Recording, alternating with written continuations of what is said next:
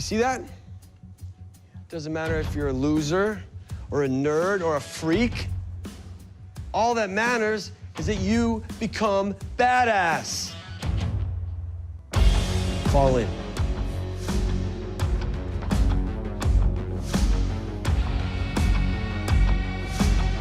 Fear does not exist in this dojo, does it? No, Sensei. Pain does not exist in this dojo, does it? No, Sensei. Defeat does not exist in this dojo, does it? No, Sensei. Class, are you ready to learn the way of the fist? Yes, Sensei!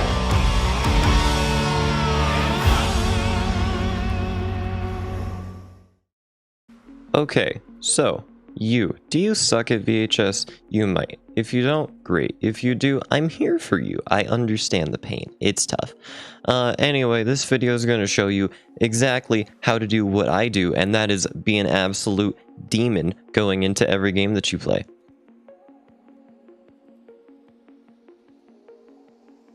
Hi, okay, so, this is lesson 1, pretty much. Find your weapon. Like, seriously, everybody has a weapon, okay? For some people, it's sword. For some people, it's solar flare. For some people, it's the cross. For some people, it's slingshot. It doesn't matter. Find your weapon. As you know, there are 12 weapons in the game. There's at least gonna be one that works so well for you, no matter what. Like, you can be in any scenario, and as long as you have that weapon, you feel comfortable. You feel safe. It makes you feel like you can do pretty much anything to the monster very securely. Personally, for me, I have 2 weapons. Well, one true weapon and one that I just love to use all the time, and that would be the sword. Obviously, if you've seen my streams, you know I use sword all the time, and the slingshot. I just love the slingshot. It's just one of my weapons that I love to run, and the sword, to me it is my safety net. Now, for a lot of people, it's very hard, and for you, sword might be it might be your very worst weapon, and that's okay. But you could, there's Enigma, there's Shock Sphere. I know a friend who their best weapon is the Shock Sphere. I know people whose best weapon is also the sword. Like, there's a wide variety of just, you know, a bunch of things that you can do. So make sure that you try to find your weapon. It's very helpful. I will say cross is a very safe bet consistently. But, you know, that's just a good all-around. If you can pinpoint one weapon that's perfect for you, and you can get very good at it, you will be golden, like 100%. As long as you have that weapon, you will be safe. Just like me with the sword, I feel very safe. Cross, I feel safe. Slingshot, I feel relatively safe. Sometimes not. Yeah, just go ahead, try to test every weapon out multiple times. Don't just be like, oh hey, I didn't do well with this one game. Even now, sometimes I still mess up a sword. It's just how it works. So try every weapon 4 or 5 times, just see what you feel comfortable with, and then just start to get really good with it. Learn how you can block off areas, learn how you can, you know, be very aggressive, learn how you can push, learn how you can play defensively.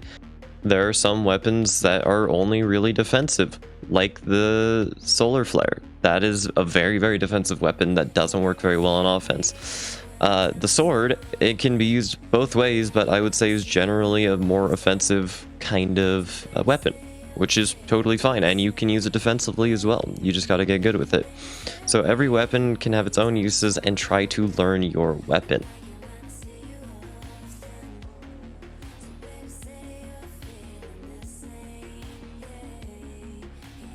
Okay, so now we're on to stealthing. When to do it, how to do it.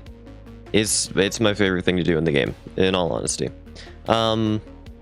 It's not super hard once you kind of get a good general gist of it. Obviously, hiding behind doors, that's smart. It works against a decent amount of monsters. Don't recommend it against a werewolf, by the way. But the other characters, it's pretty okay against. But you also have to keep in mind some things that are in your environment. Sometimes you have to know when to walk and when to crouch. That can be very difficult to learn. But when you get the hang of it, you are terrifying because you'll just show up out of nowhere and be like, hey, I'm here, you're here too. How does that make you feel? Oh, your stigma's gone. That sucks for you, kiddo. Ooga booga, right? Stealth is just fantastic. Learning when to crouch and when to stand up or run is extremely valuable. If a monster runs right by you and you're crouching, so let's say, right, monster right here, beelining it forward, you're behind a table over here, boom, okay, ready, you run the other way. You just go the other way and try to get out of there, right? If he chases you, that's fine. Okay, you're buying yourself more time rather than just hiding there, because normally they will look around tables, they will look around desks, they will look around any object that they think someone can hide behind, especially if it's someone like a werewolf or someone like a wart who has echolocation or hunt ability. You know, you just always want to try to keep in mind that eventually you will get found, but if you can stealth for those extra few seconds sometimes and run away, that's great. And there are some times where you'll have such a good spot that just crouching around is perfect. Another thing is you don't need the Jest perk. Some people, I think, I'm pretty sure that they think that you need the Jest perk that lets you crouch 75% the normal speed. That's not true. You don't need that. I have 3 hours of footage of me stealthing where I'm not using the perks at all. I have no perk on for a while. Stealth is one of the most valuable things. Make sure to learn it super, super well. Know when to run, know when to hide. And times to hide are, let's say you hear that he's coming, you hear that a monster's coming near you, right? Well, now you have two options. You either run immediately or you just stealth, depending on who it is. Like, I will generally stealth more against wart than I will a werewolf, just because werewolf has hunt. Dollmaster, I will also stealth against. It's a little bit harder due to how small his doll is. It changes the perspective, but it doesn't really matter that much. But wart, you can stealth against so well. Werewolf, as long as you don't hear hunt, stealth, like 100%. It'll probably work.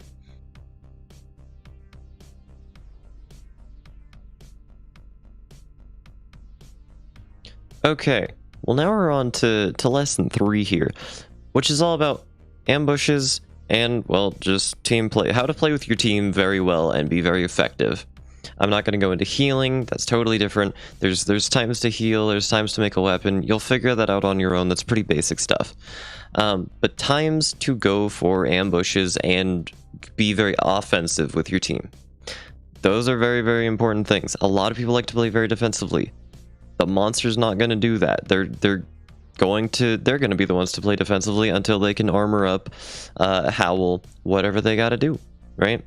It's not super difficult for them to play defensively for a second and then be on the offense. Whereas for you, you have to have a weapon, then you can be on the offense. If you don't have a weapon, you either are at the start of the game, just use your weapon, or you just haven't crafted anything, which if you haven't crafted anything, then we'll craft something. Please, for you and your team, craft something, because that teammate that ends up getting found and getting chased and who can't craft a weapon right at the start of the game, they're in danger. You are the savior. You want to be there. You're there to absolutely murder the monster, okay? Now, there is the runner, and then there's the ambusher. The runner's job is obviously to run away from the monster. The ambusher is meant to be in place for the runner so that the ambusher can, come out of a little cubby and say, hey, goodbye stigma, see you later, just something like that, okay? That is your job. You are there to be the savior if you are, behind a corner and you have a weapon. If you have a weapon, you may not always be on the offense, okay? You might be just chilling, waiting for anything to happen. That's fine. That's pretty okay. But, when the time comes, you need to know where to go. This is where callouts come into play. You need to know the callouts of each map, which I'm not going to get into that. That would take way too long. You can figure it out. Just start to play the game. You'll start to figure stuff out. But just use your pings, use your callouts, say, hey, I'm going to be behind this exact corner. Come over here and I got you. Okay? You're trying to be the savior. You're trying to just, even if you don't even if you don't get the stigma, right? That's okay. As long as you get your teammate to safety, that's fine. Nobody takes a hit. That is the best thing that can happen.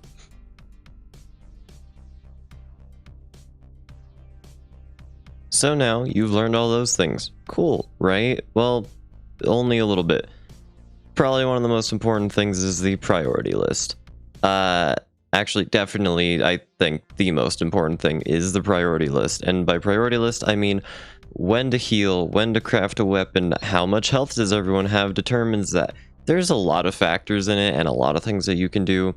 But trying to just learn what to do at the right time, depending on the weapons, the amount of weapons, all that stuff is extremely, extremely valuable.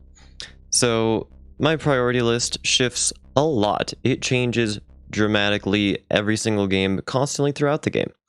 But a good general gist of what I go for is start like just weapon, then healing, then going for the attack. That's like the very, very basic of it. Now, the thing is that stuff changes. Different weapons are made. If someone has a slingshot, then I'll play a bit safer. Maybe I'll make a safer weapon. That's not what the priority list. That's just playing it safe. Someone makes slingshot, you go make sword. Okay, it's just so that you can have good ambushes, good safe plays, stuff like that. Now, your priority list will change very, very often due to how much health people have if they're on death hit. Like for me, if I see that someone is injured, I don't care about healing them. They can go down. I don't really care. I'd rather go make a weapon and then pick them up and then heal them. It's a way, way safer play.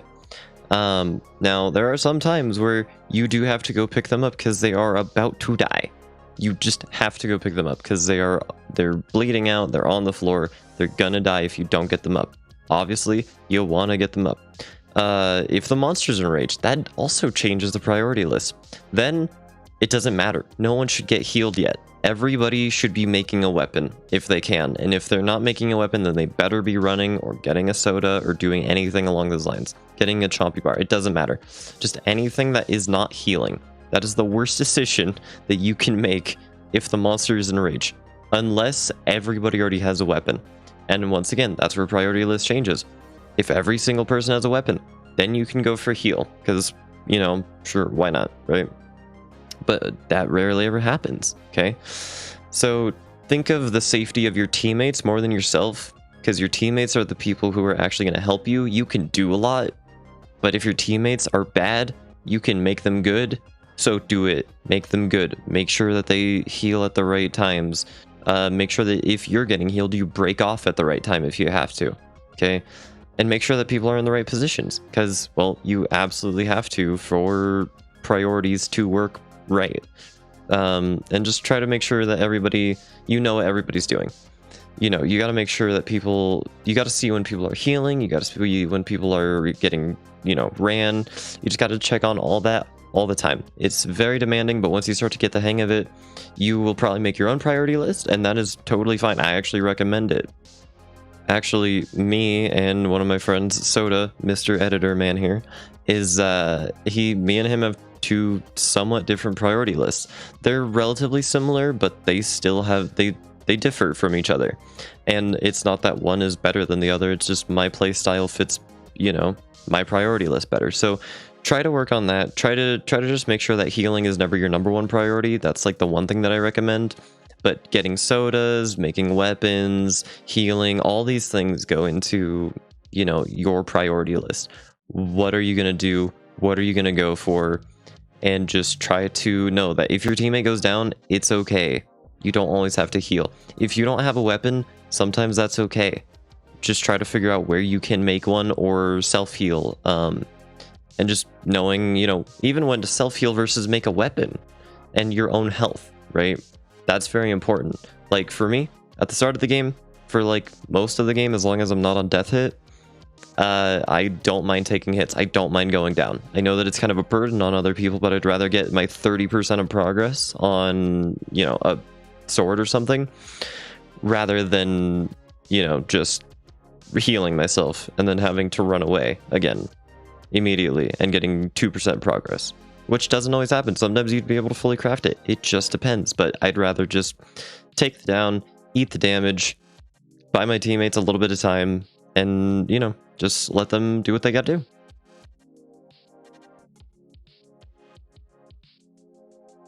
Now, on to how to run a monster with and without a weapon. They are two very different things. If you have a weapon, you're not exactly just a runner, you're more of a kiter. Which sounds weird, but you're constantly just trying to slow down the monster, prevent him from hitting your teammates, and, continue running. But, this time you actually have some defense. Now, not every weapon you can kite with, but a lot of them you can. I think that there's 8 weapons that you can solidly kite with. Now, if you just don't know how to use those weapons, make sure that you learn those weapons first, and then try to figure out how to run and figure out the timing. If you're trying to kite, one very, very important thing is know to pre-fire. I call it pre-fire. Basically, just charge up whatever weapon you have in your hands and shoot it whenever they're chasing you around a corner. They'll normally follow. That'll slow them down really, really big time. Might let your teammates push in and just get a stigma or a stun or anything that you got to do. Now, if you don't have a weapon, that changes things very much. You don't have a weapon. This goes back to earlier. You are just the runner. You are trying to buy your teammates time and trying to get into a good ambush position. If your teammates have a weapon and they're pinging and you don't have a weapon, you run to that ping, okay? Sometimes teammates don't ping as well, which is where, having good map knowledge and learning all the callouts is very good, because you can see everyone's callout right under their name and right under their health bar. It's just insanely valuable, and it's something that you need to know. Once again, kiting and running are different. Kiting, you can do a whole lot more. Running, you just try to run through windows, try to loop, depending on whatever you want to go for with looping, and just try to figure out whatever you can do for your team, and buy your team as much time as you can to heal, craft, whatever they got to do.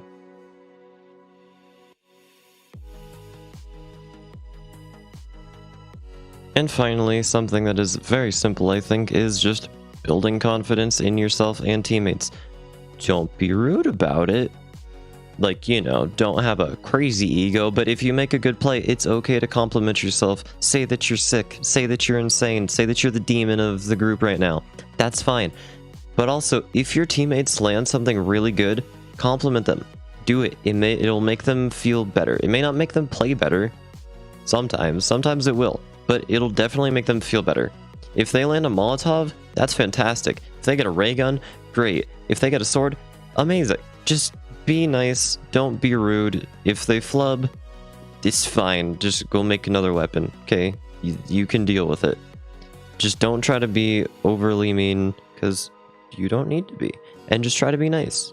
And, boost your team's confidence. And that is one of the better, easiest things that you can do without having to practice in any way or think about it, really.